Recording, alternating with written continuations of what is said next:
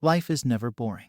Your perception of life makes it boring. Change your perception about life. Most people think the opposite of boredom is excitement, but that's not true. The opposite of boredom is chaos. Boredom is a stagnant pond. It's the still water that sits, uncomfortable and passive. Chaos is the ball that breaks the surface of the water. Ripples spread out, creating new shapes and new movements. What was lifeless is now engaging and vibrant. What was dull is now dancing. Excitement is what you feel, but chaos is how you get there. What does this have to do with changing a boring life? Look, I've found myself stuck in ruts too. When Subway brought out their own garlic melted butter with shredded mozzarella, I was a fan. I'm talking I will eat Subway 5 days a week to get a hit of that sweet, cheesy goodness. Naturally, a few months passed by, and I was well and truly trapped in a routine. Not only did I go to the same Subway on my lunch break every day, but I was getting fat too. What I'm saying is that a specific part of my life was stagnant. So I broke the surface. I dropped a chaos ball. A chaos ball is how you make a boring life interesting. It's not a real ball, so don't go asking for it at your local toy store. It's your own willingness to disrupt the calm waters of your life and see what happens. I stopped going to Subway and started seeing a dietitian. She was exceptionally pretty, and the highlight of our sessions was when she measured my stomach to see if I was still fat. That decision, or chaos ball, made life different. I started running. I joined a gym. I bought a bunch of books on meditation. My mental health improved. My body improved. Life changed, and it got better. So if you feel your life is boring, start dropping a chaos ball or two. It doesn't have to be hugely disruptive either. Do something other than watch 6 hours of TV at night. Choose a new bar instead of your usual hangout. Join a club or team instead of spending your weekends at home.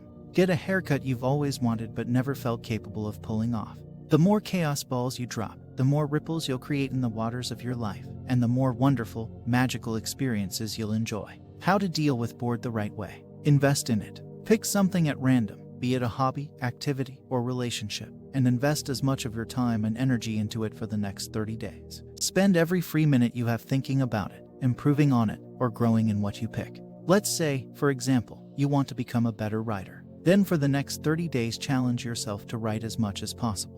Read whenever you get the chance. Write as many words as you possibly can. Commit yourself to learning writing tips online.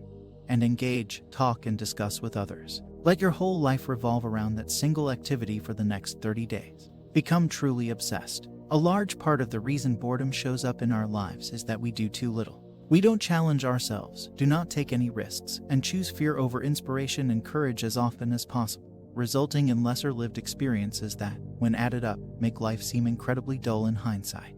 That is why I challenge you to do the opposite, just for 30 days. Whether it's exercise, an instrument, art, writing, programming, learning a language, playing a sport, or investing in a romantic, business, or platonic relationship, it does not matter. What matters is not what you do in life, but how you approach whatever you do that makes life less boring. Remember those times when you were a child and you were either unstoppably excited or furious about situation. You can so much outside and so hard that you fell and hurt yourself often, and threw tantrums, screaming your lungs off whenever there was something you did not like. While it was not controlled or responsible, it made you feel alive.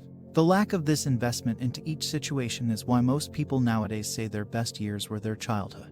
Not because those activities were better or more fun, but instead because they invested more and allowed themselves to live more freely during those times. Give this a shot right now. No matter where you are, I want you to stand up and, at the top of your lungs, scream, "I love my life." Release some of that and be free again. It is that excessive, childish, uncontrolled nature that we want to get back, at least in part. So I want you to invest. I want you to pick something and invest your heart and soul into it. Challenge yourself, become over-excessive and obsessive about that activity and leave nothing untried. What do you have to lose? The worst thing that can happen is that you end up where you're at now, bored and apathetic.